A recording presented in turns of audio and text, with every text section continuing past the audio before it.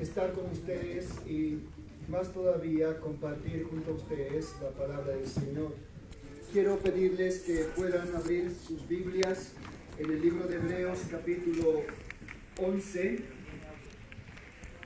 Hebreos capítulo 11. En esta mañana vamos a meditar en los versículos 20, 21 y 22, 3 versículos. Hebreos capítulo 11, versículos 20, 21 y 22. Hace muchos años atrás salió una película que titulaba Gladiador. Seguro que muchos de los que están aquí han visto esta película. Pero quiero destacar una escena que me llamó mucho la atención.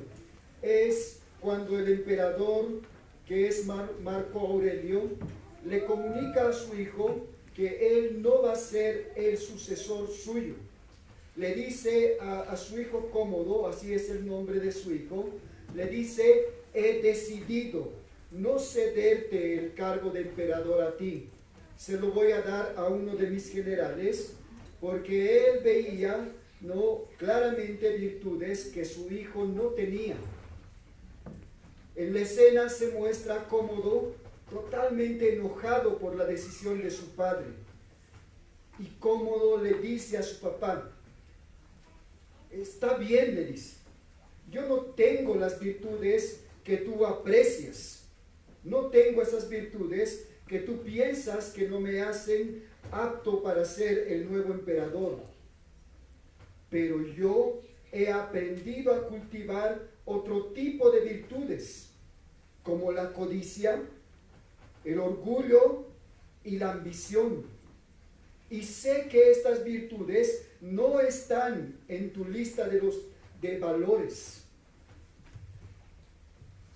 La película muestra cómo este hijo toma una almohada y termina con la vida de su padre para hacerse emperador. ¿Sabes? Esta historia o historias como estas se están repitiendo en nuestra sociedad.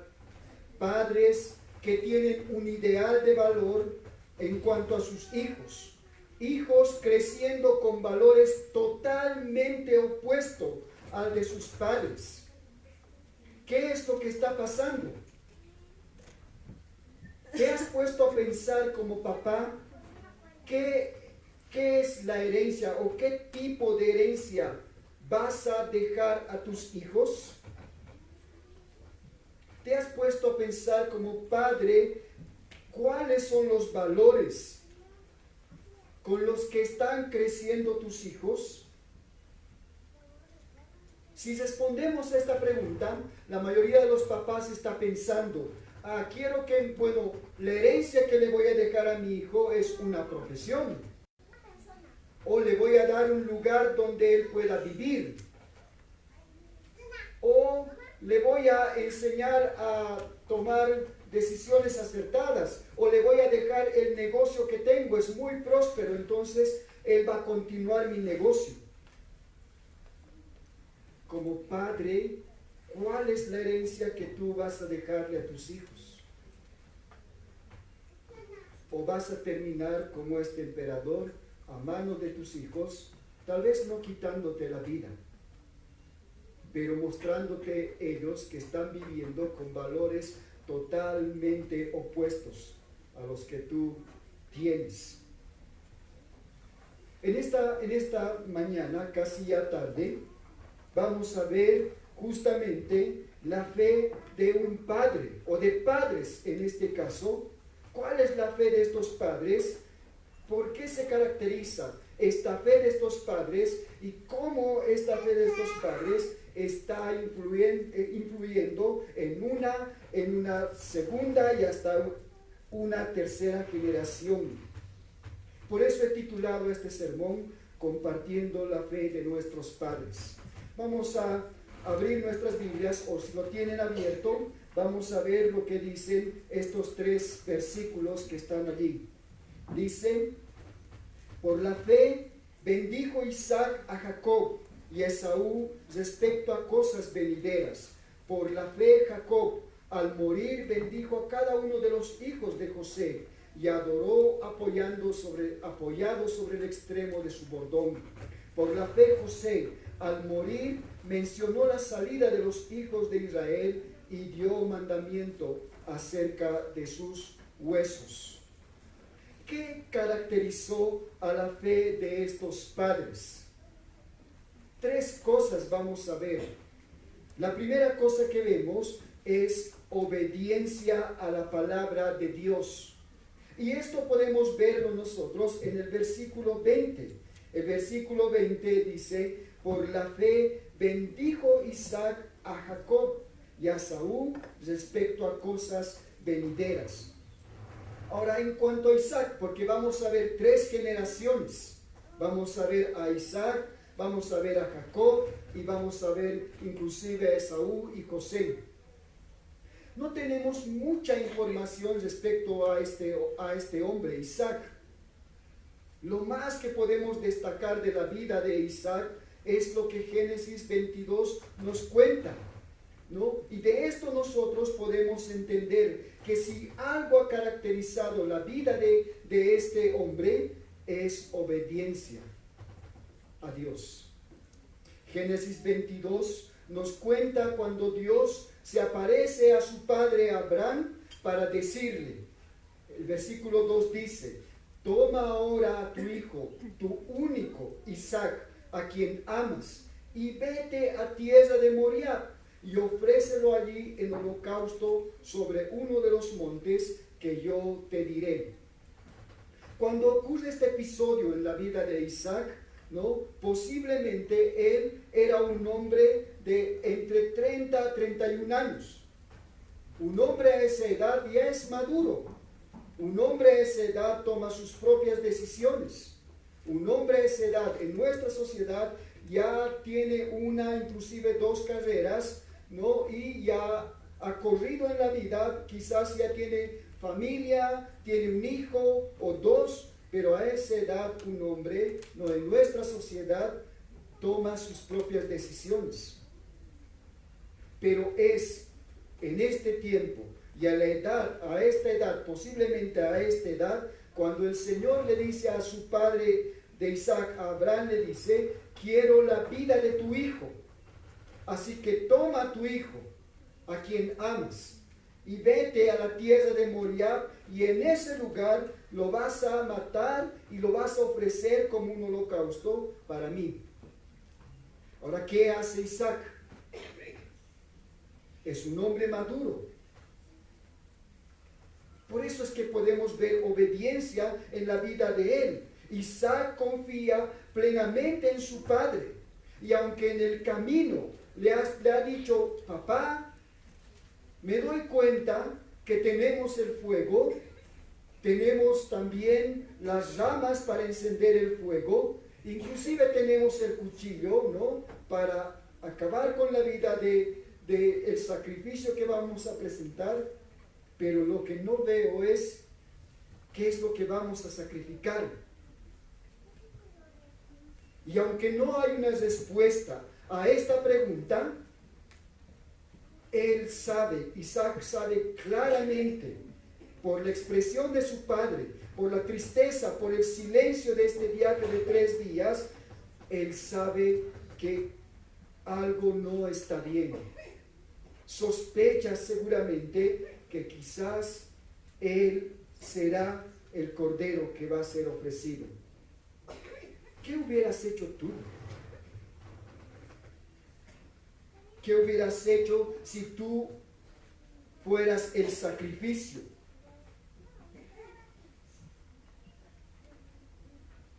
Isaac tenía las fuerzas para no permitir esto.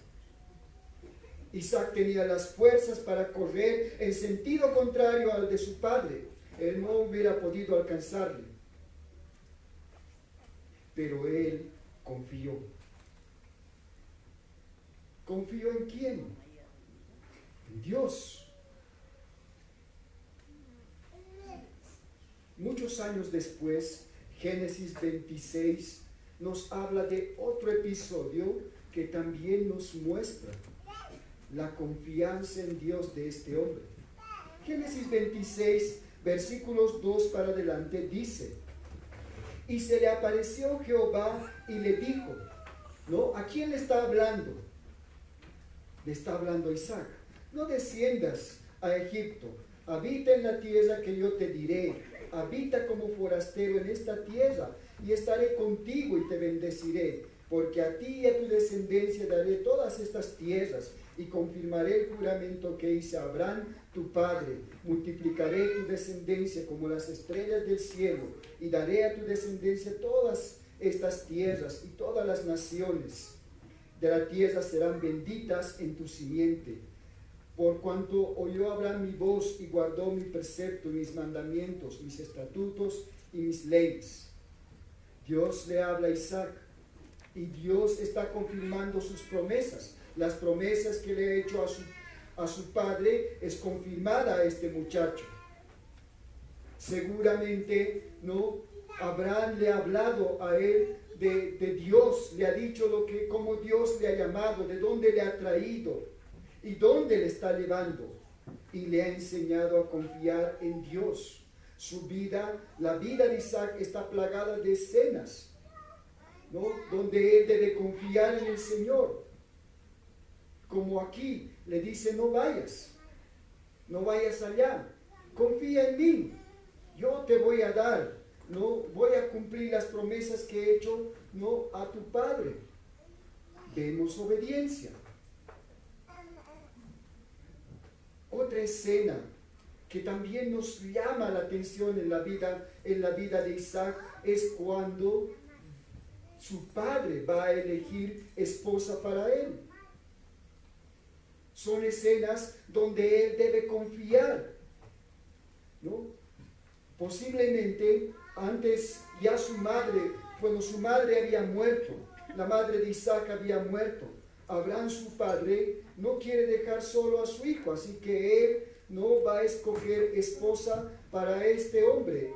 Posiblemente Isaac ya tiene 40 años, ¿no? Y Abraham decide que, bueno, tiene que casarse. Va a enviar a su siervo para buscar una esposa para Isaac. Es una de las escenas, bueno, bien contradictorias. ¿Por qué es contradictorio? Porque muchos jóvenes hoy estarían diciendo: yo no permitiría que mi padre escoja a mi esposa. Es más, no le permito decidir dónde ir, con quién ir, cómo vestir, y que escoja esposa para mí, jamás lo permitiría. Es algo que no podría ocurrir en el siglo XXI. Si esto todavía ocurriera en nuestra época, muchos de ustedes quizás se sacarían los pelos de la cabeza y rasgarían su ropa, porque dirían: ¿cómo es posible que esto ocurra? Vivimos en un siglo XXI, no puede ser posible que esto ocurra. Quizás en el pasado se permitía, pero ahora no. Nosotros somos profesionales en las decisiones, nosotros sabemos mejor qué es lo que nos conviene. ¿Acaso este hombre es diferente a los hombres de nuestra época? Con esto no quiero decir que los padres, bueno, desde ahora, no, como mandato vamos a escoger esposa y esposo para nuestros hijos. Bueno, ojalá si fuera, ¿no? Porque los padres tienden a tener preferencias. Pero lo que sí podemos destacar en la vida de este hombre de 40 años es confianza. Confía en Dios. Ha aprendido de su padre a confiar. Y él está confiando en esta decisión de que su padre le consiga una esposa. Es muy probable, las preguntas que él tenía no están escritas en la Biblia. Quizás él está pensando: ¿por qué? Pero por encima de sus preguntas, él desde niño ha aprendido a obedecer. Aunque no haya respuesta a sus preguntas, pero él ha aprendido obediencia, obedecer al Señor. Obediencia fue la marca de su papá. Obediencia es la marca ahora de este hijo y se va a casar con una mujer que su padre ha escogido. Isaac, por tanto nosotros algo que vemos en él es esto, obediencia al Señor. ¿Qué le estás enseñando ahora mismo a tus hijos? ¿Qué está aprendiendo tus hijos acerca de tu carácter? Algunos podrían pensar, pero bueno, entonces este sermón solo es para papás. Los que no tenemos hijos estamos librados. No, ¿qué es lo que tú mismo estás cultivando en tu propia vida en cuanto a obediencia? Isaac confió en Dios y a sus 140 años de edad está bendiciendo a sus hijos, especialmente a Jacob, bueno, quien no era el primogénito, pero confía en Dios, aún sabiendo que no era el orden natural de las bendiciones. Este versículo dice, fue mirando el futuro, bendice mirando el futuro. Él vivió en tiendas como su padre, errante en este mundo, sin título de propiedad de ninguna naturaleza, solo el título de las promesas de Dios. Ahora, a sus 140 años, está traspasando este título de las promesas de Dios a Jacob y a Esaú. Dice la palabra que los bendijo.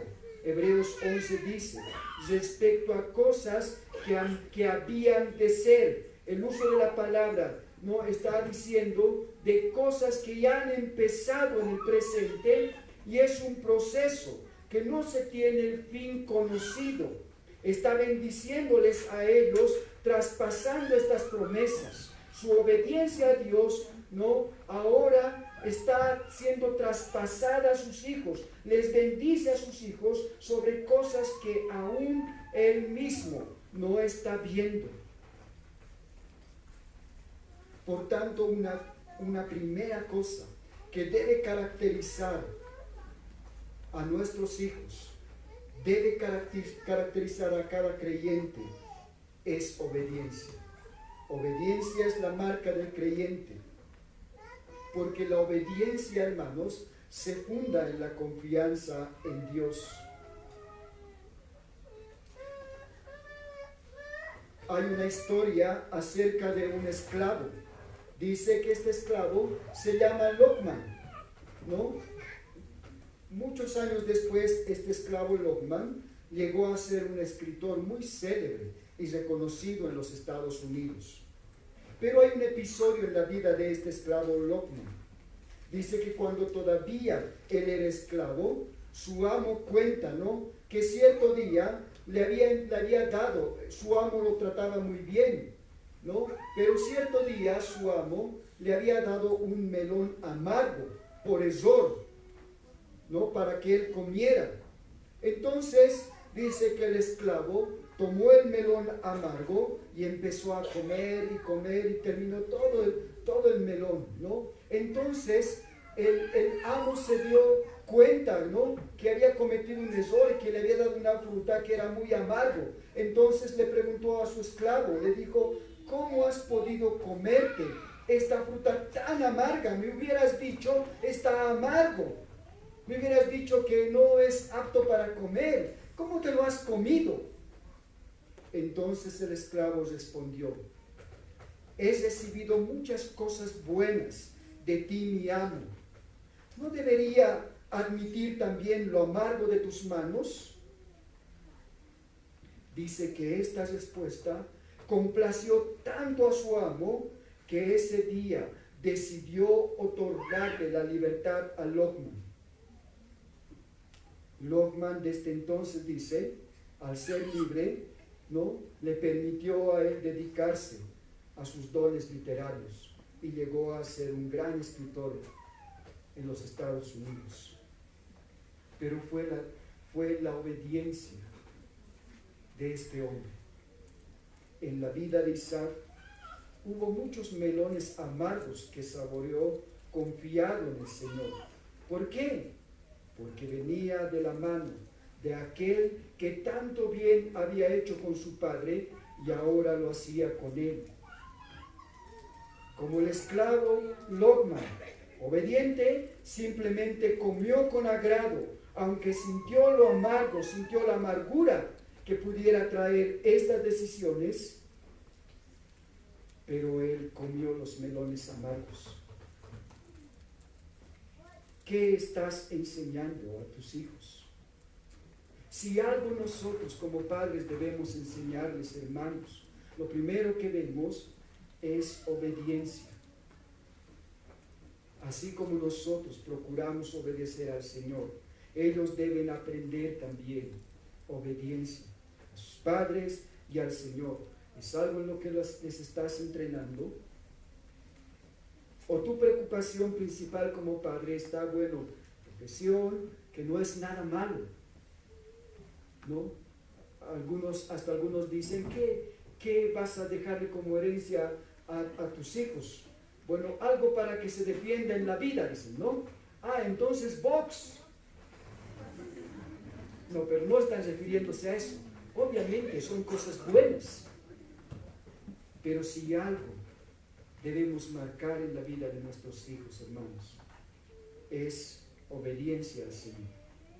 Por eso Isaac puede transmitir las bendiciones de Dios a su siguiente generación, porque los ha recibido de su padre y ahora él puede transmitir esta obediencia también a sus hijos y enseñarles.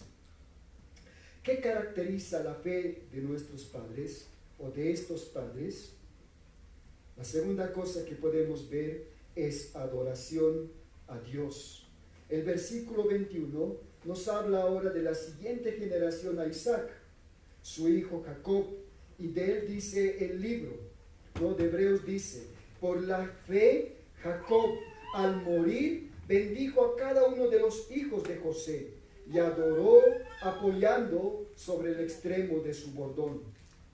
Este hombre Jacob no es la muestra clara de la naturaleza humana sin el Señor. No era el mejor hijo. Desde antes de nacer, dice, en el vientre de su madre, muestra claramente su naturaleza. Dice la Biblia en Génesis 25, 22, dice, y los hijos, ¿no?, luchaban dentro de ella. Y dijo, si es así, ¿para qué vivo yo? ¿No? La esposa de Isaac está diciendo, Rebeca está diciendo, ¿no?, ya siento la lucha de mis hijos, ¿no? Entonces, si es así, si ellos van a pasarse, ¿no?, si antes de nacer ya están luchando, entonces ella dice, ¿para qué voy a vivir? Es una madre que posiblemente, no mirando hacia adelante, está pensando que todo el tiempo va a ocurrir esto con sus hijos. ¿Para qué vivo yo? Es la reacción natural de una madre que siente angustia por sus hijos. Aún no han nacido, pero parece, ¿no?, que muestra el carácter totalmente adverso, ¿no? Ellos están mostrando esto. Jacob, entonces, antes de nacer, no lucha para tener ventaja sobre su hermano. Inclusive la Biblia nos cuenta que nace su hermano Esaú primero, pero él nace agarrado, ¿no?, del talón de su hermano, como diciendo, no, yo debería haber salido primero, ¿no? Él está ahí. En la vida de Jacob, nosotros vemos cómo él se vale de engaños para tomar la bendición de su padre. Dios ya le había dicho que él sería el heredero de esta bendición, pero no es capaz de esperar. No pudo esperar, así que él decide tomar esta bendición engañando a su padre casi ciego. Génesis 27, 35 dice, ¿no?, su padre está hablándole a su hermano Esaú, quien ha venido para recibir la bendición, y recién se da cuenta, ¿no?, que él no ha bendecido a Esaú, sino ha bendecido a su hermano menor. Por eso Génesis 27, 35 dice, vino tu hermano, ¿no?, con engaño y tomó tu bendición. Podemos ver claramente en la vida de este hijo, ¿no?, podemos ver un hombre engañador, un hombre bribón, tal vez un hombre desconfiado, que no es capaz de esperar, ¿no?, la soberanía de Dios en su vida, pero es a alguien a quien Dios va a transformar. Es a alguien en el que vemos nosotros el milagro que Dios hace en la vida de toda persona que no conoce al Señor. Inclusive vemos en la vida de este hombre que luego de tomar la bendición de su padre, de tomar las promesas, porque la bendición incluía las promesas de Dios a la siguiente generación, ¿no? Él huye de su familia, ¿no? Huye de su padre. Su madre le ayuda para que él huya y viva en una tierra extranjera junto a su tío Labán. Por la Biblia conocemos que él va a terminar, ¿no?, engañado. El engañador va a terminar engañado por su tío, quien le va a hacer trabajar muchos años sin ningún salario establecido. Y con engaños él va a terminar, ¿no?, con 2 esposas. Y luego, bueno, va a sufrir las consecuencias de esas decisiones. Su vida, la vida de Jacob, fue una vida de engaño. Pero también él fue engañado muchas veces. ¿Saben? Este hombre, con seguridad, él no ha olvidado la escena cuando sus propios hijos traen una túnica ensangrentada. 10 de sus hijos traen una túnica ensangrentada, diciéndole a su papá en Génesis 37, 32 al 33, ¿no? Le dicen: ¿es esta la túnica de tu hijo José? Reconoce. Él quizás no va a olvidar esto. Él que engañaba muchos años después, ya con hijos, él es engañado por sus propios hijos, que le han dicho: una fiera ha acabado con la vida de tu hijo José. Una fiera se lo ha comido. ¿Ves esta túnica? ¿Reconoces la túnica de tu hijo? Él es engañado por sus propios hijos. Pero la vida de este hombre es transformada. La vida de este hombre es rescatada. Y al final, como dice este versículo, lo vemos a un hombre que está adorando al Señor. Dice que él, luego de transmitir estas promesas, cuando él está muriendo, al final de su vida, él adora. No hubo una bendición en la vida de Jacob. Su vida fue una trama de engaños tras engaño, pero es en esta vida que Dios se glorifica. Y finalmente, él dice, transmitiendo estas mismas bendiciones a sus hijos, dice que él adora. Ahora viejo, él está adorando al Señor. Ha vivido su vida adorando otras cosas. Eso es lo que han visto sus hijos en la vida de él, que él ha estado adorando otras cosas. Todo el tiempo ha estado, adorando la bendición que debería caer sobre su hermano. Y aunque Dios le ha dicho, tú vas a ser el receptor, aunque Dios antes le ha dicho que esto es lo que va a pasar, él buscó tomar esta bendición por sus propios medios, engañando a su hermano, engañando a su padre, tomando ventaja del hambre de su hermano y engañando a su padre. Pero vemos finalmente a un hombre adorando al Señor al final de sus días, como dice Hebreos, ¿no? Dice que este hombre, al morir, bendice a cada uno de los hijos de José y adoró apoyado sobre el extremo de su bordón, porque finalmente entendió que si hay una razón en la vida de los hombres, es la gloria del Señor, es adorar al Señor.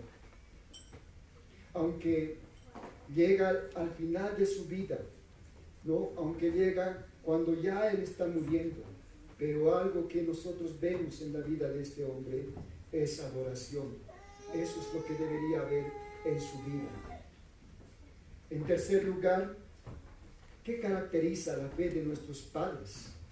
¿Qué caracteriza o qué debe caracterizar, ¿no?, en la fe de los padres? Finalmente, algo que vemos en el versículo 22 tiene que ver con confianza en Dios. Hemos hablado de obediencia a Dios, hemos hablado de adoración a Dios, y ahora vemos que si algo debemos enseñar es que ellos deben confiar en Dios.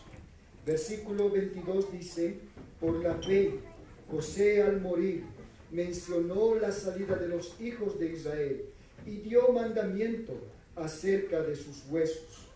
Este verso habla de José, el hijo amado de Jacob. El verso destaca e ilustra la fe de José. Mucho de la vida, ¿no?, de este joven puede ilustrar la fe. Su vida es una vida de fe. Hay muchas cosas en su vida que podrían destacarse, ¿no? Vemos escena tras escena en la vida de este muchacho, que es totalmente opuesto a la vida de su padre José. De José nosotros podemos hallar en la Biblia virtud tras virtud. No así en la vida de su padre Jacob, No podríamos pensar que José ha aprendido esto de su padre. Debería haber aprendido de su padre. Pero hemos visto en la vida de Jacob que todo el tiempo él estaba ocupado en otras cosas. Pero en la vida de su hijo, aunque su padre no hizo lo que debería hacer, vemos en él confianza en el Señor. Fe, que es confiar en el Señor. Muchas de las escenas de joven, una y otra vez podemos ver a cada paso, desde que él es vendido y hasta que va a llegar al trono de Egipto, vemos una y otra vez confianza en el Señor. Él había sido vendido, despreciado por sus hermanos. Había sido vendido como esclavo. Cuando las cosas parecían terribles, en esa condición de esclavo, hay una escena que, debe llamarnos mucho la atención. La Biblia nos cuenta cómo él, en su calidad de esclavo, sirviendo en la casa de Potifar, ocurre una escena cuando la esposa de su amo, Potifar, quiere tomar al muchacho como su amante. Para José, tener una aventura amorosa con la esposa de su dueño no solamente era una cuestión de que fuera socialmente incorrecto, sino que era en realidad era un pecado contra Dios. Él entendía claramente, que esto no estaba bien, y no porque la sociedad dijera que no está bien, sino porque él entendía claramente que hacer esto era pecar contra Dios. La mayoría de los creyentes no somos totalmente conscientes del tema de pureza antes del matrimonio. Pasamos esto por alto. Pasamos por alto el deseo de Dios de conservarnos puros antes del matrimonio. Pero en la vida de este joven, que es una vida de confianza en el Señor, vemos que él rechaza esto que hoy en nuestra sociedad se conoce como aventura. Ya no se conoce como fornicación, sino dicen, es una aventura, tuve una aventura. Nuestra sociedad no es totalmente consciente del pecado, que el pecado es una ofensa contra Dios. Cualquier pecado nuestro, hermanos, es un pecado contra Dios. Esto es algo que nosotros debemos entender. Si bien yo peco contra mi esposa al ofenderle a ella, y debo pedir perdón de esto, debo saber, y debo ser consciente que por encima de esa ofensa yo he pecado contra Dios. ¿Por qué? Porque es Dios quien me dice que debo tratar bien a mi esposa. Porque es Dios quien me dice que yo no debería ofenderle. Por eso nosotros debemos entender que cualquier pecado principalmente es contra Dios, y esto es lo que entiende José claramente. Por eso la Biblia nos cuenta que ante esta insinuación lo que hace José es huir, escapa de esta situación, huye, porque él entiende que es un pecado contra Dios. Pero ¿qué le trae esto? ¿Qué trae esto como consecuencia?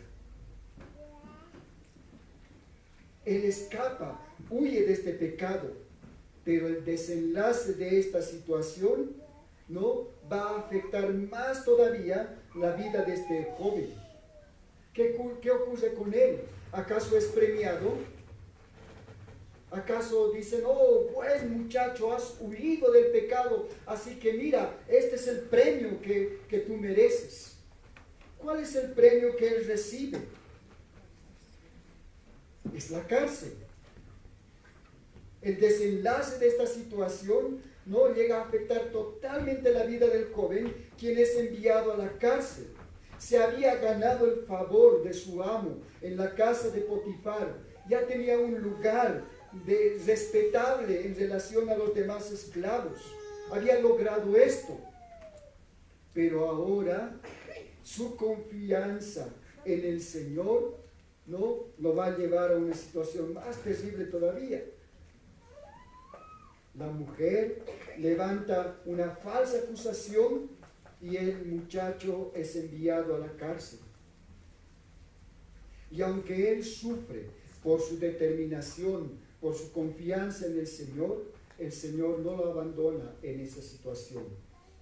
El Señor lo recompensa y dice que lo bendice en la prisión.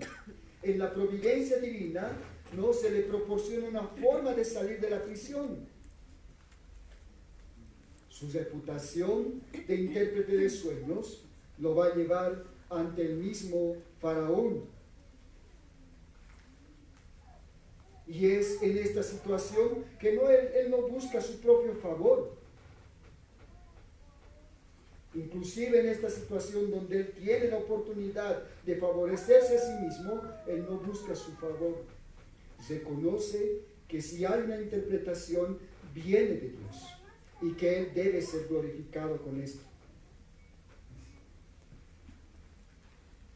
Dios en su providencia no lo abandona y hace que él finalmente termine siendo un gobernador allá en Egipto. Solo Faraón tiene más autoridad que José. Solo Faraón. El capítulo 37 de Génesis nos cuenta esto, que Dios lo va a exaltar en dignidad y en riqueza. Lo va a llevar del estado de la prisión, de la cárcel, ahora lo va a llevar a un estado de dignidad. El joven que había llegado con sus 17 años aproximadamente a Egipto, en la peor situación, ahora casi los 40 años, él está llegando a ser el hombre más poderoso después de Faraón allí en Egipto. ¿Por qué? Él confió en el Señor. En todo su trayecto confió en el Señor. De José, de este hombre, este hombre se constituyó en el Salvador gentil en la época de Faraón, así como Jesús es el Salvador gentil de nuestra época. Algún día Jesús va a venir y se va a dar a conocer a sus hermanos, así como José se da a conocer a sus hermanos. José, para los judíos, es un héroe nacional. Entonces, él es enterrado en el mejor lugar allí en Egipto. Pero él, antes de morir, él va a bendecir a sus hijos y va a dar mandamiento. ¿Qué les dice? ¿Qué les dice a ellos? Por favor, cuando muera, llévense mis huesos. Desentierren mis huesos y lleven mis huesos. ¿Por qué? ¿Por qué es que Él les pide esto? Por su confianza en el Señor. El Señor había hecho promesas de que ellos vivirían en la tierra que Dios les mostraría. Y cuando Él está muriendo, cuando José va a morir, está diciéndoles, va a haber un tiempo cuando los que han venido a vivir aquí van a salir de este lugar. Y cuando salgan, lleven mis huesos con ustedes. ¿Dónde? Al lugar donde Dios les ha dicho que vamos a vivir, porque este no es mi lugar.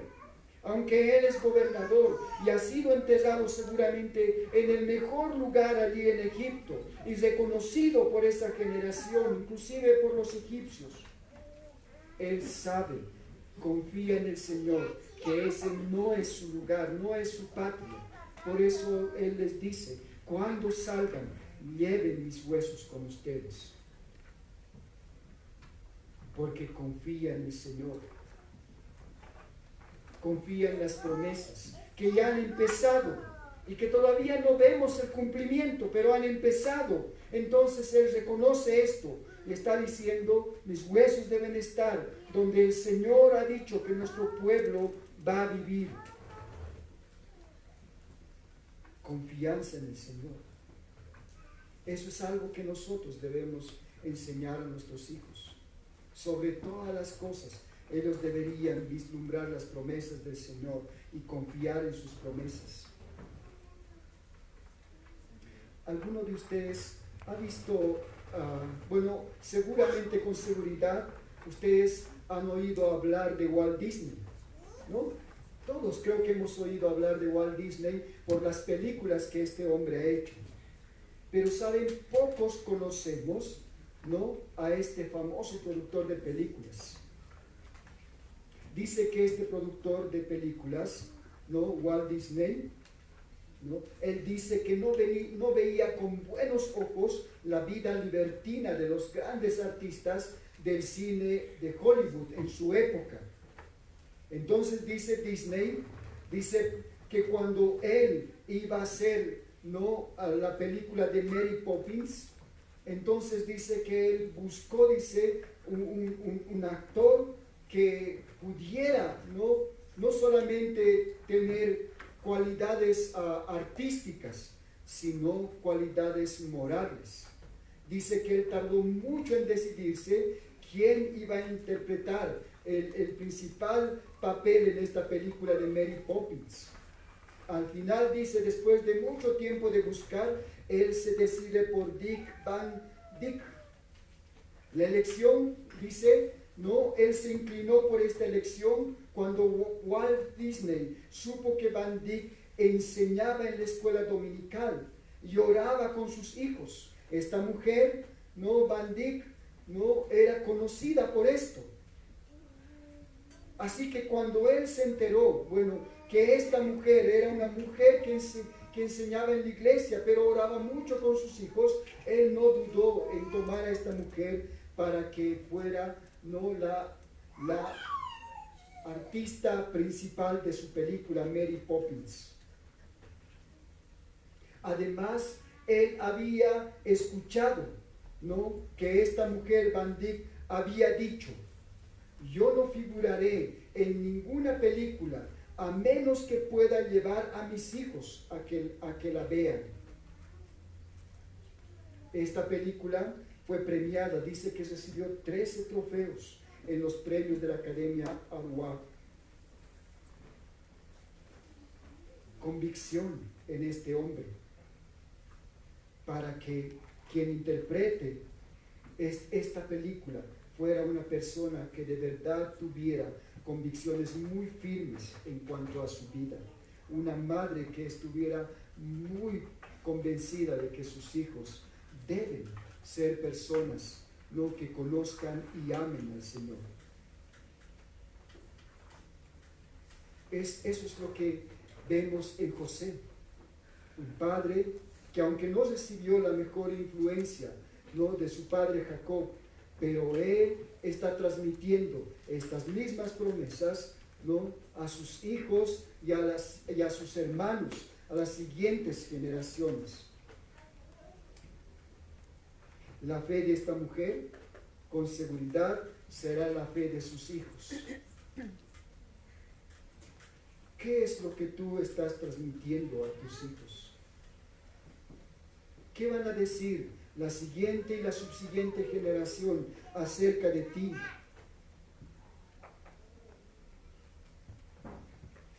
Es triste ver que después de José, la siguiente generación, ¿no? Ellos van a terminar olvidándose del Señor. Las siguientes generaciones, las que van a vivir allí en Egipto por 400 años, ¿no? Van a terminar olvidándose del Señor. Los hijos, ¿no? de estos 12 hijos de Jacob van a terminar finalmente, ¿no? En 400 años olvidándose de Dios. Y cuando ellos salgan, aunque van a ver, ¿no? las obras de Dios, van a poder apreciar ellos cómo Dios los va a liberar y cómo Dios los va a conducir. Precisamente no va a ser la fe que los caracterice a ellos. La Biblia nos cuenta tristemente cuando llegamos al libro de Josué, ¿no? Que dice que, bueno, la generación de Josué fue una generación que amaba al Señor, pero la siguiente generación después de Josué fue una generación que no conocía al Señor. Hay muchas cosas que como padres podemos enseñar a nuestros hijos. Hay muchas cosas que la Biblia nos manda a nosotros que deberíamos enseñar a la siguiente generación. Por eso la pregunta que les hacía al principio, ¿qué es lo que vamos a enseñar a la nueva generación? ¿Qué es lo que ellos van a aprender? Va a poder decir, ¿no? Así como dice la Biblia de estos hombres, por la fe bendijo Isaac a Jacob, a Esaú respecto a cosas venideras. Por la fe Jacob al morir bendijo a cada uno de los hijos de José y adoró apoyando sobre el extremo de su bordón. Por la fe José al morir mencionó la salida de los hijos de Israel y dio mandamientos acerca de sus huesos. Va a poder decir de nosotros, por la fe Edwin bendijo a sus hijos acerca de estas promesas del Señor, para que sus hijos también, no por la fe, ellos bendigan a sus hijos y les transmitan las mismas promesas del Señor, y de generación en generación las promesas del Señor puedan ser transmitidas. Es algo que va a pasar en nuestra siguiente generación. Tristemente, los padres, ¿no? están viviendo más ocupados en enseñar a sus hijos, ¿no? cómo ganar, cómo ser exitosos, cómo ganar más dinero en esta vida, cómo vivir protegidos, cómo buscar seguridad en varias cosas, pero no en el Señor. Tristemente los padres estamos invirtiendo dinero, ¿no? Estamos invirtiendo muchas cosas en nuestros hijos, pero no estamos invirtiendo en las cosas eternas. Lo que tú le des, lo que tú crees que es bueno para él, no le va a servir más allá de esta vida. 30, 40, 50, 60 años, 70 años, no le va a servir más allá de esta vida. Pero las promesas del Señor, las bendiciones del Señor, van a trascender esta vida. Es para la eternidad. Y lo que ya se ha escrito acerca de estos padres, por la fe Jacob, por la fe José, por la fe Isaac, deben ser transmitidas a nuestros hijos. Por la fe Edwin, por la fe Franz, por la fe Joel, transmitirán las bendiciones a su siguiente generación. Las bendiciones tienen que ver con las promesas de Dios, de establecer un pueblo, así como Filipenses 2:11 dice, y toda lengua, nación, tribu, está hablando de todo el mundo, confiese que Jesucristo es el Señor, para la gloria de Dios Padre. El plan de Dios es llenar la tierra de gente que le ame, que le adore al Señor. Ese es el plan del Señor. ¿Qué vas a dejar como herencia a tus hijos? ¿Vas a formar adoradores de Dios o vas a terminar formando adoradores de este mundo, de la seguridad que este mundo falsamente quiere ofrecernos? ¿Qué tipo de adoradores vas a formar? Pero el propósito de Dios es que toda lengua, toda nación, toda tribu confiese que Jesucristo es el Señor, para la gloria de Dios. Vamos a ponernos en pie y vamos a orar. Queremos, Señor, darte gracias porque nos permite, Señor, meditar, Señor, en el libro de Hebreos, Señor.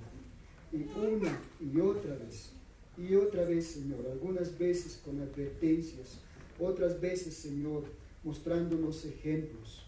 Señor, nos ayudas a entender cuál debe ser nuestro propósito final, Señor.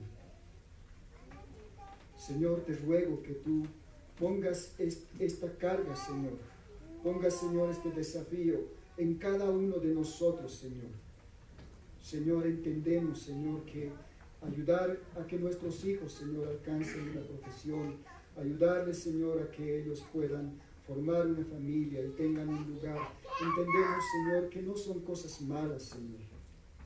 Pero cuando estas cosas, Señor, se transforman en la razón, Señor, de nuestras acciones, cuando estas cosas, Señor, son lo más importante, Señor, en lo que estamos pensando, Señor, y cuando se vuelve, Señor, la preocupación principal y se vuelve, Señor, el centro de todos nuestros esfuerzos, Señor, claramente, Señor, podemos ver, Señor, que no estamos formando adoradores, Señor, que te adoren, Señor. Estamos creando posiblemente, Señor, buenos fariseos, o creando, Señor, personas que van a hacer de su vida una costumbre ir a la iglesia, pero no van a tener, Señor, el propósito, Señor, de obedecerte, de adorarte y de confiar, Señor, en ti. Señor, te ruego, Señor, que tú puedas ayudarnos, Señor. Danos sabiduría, Señor, a los padres. Danos, Señor, convicción firme, Señor.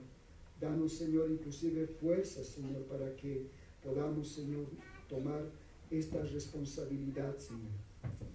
Queremos un día, Señor, estar delante de ti y queremos estar junto a nuestra familia, Señor, junto a nuestras generaciones, Señor, así como dice Filipenses 2:11, Señor. Queremos un día estar juntos, confesando que Jesucristo es el Señor, confesando, Señor, con gran gozo, Señor, con gran dicha, Señor, que Jesucristo es el Señor.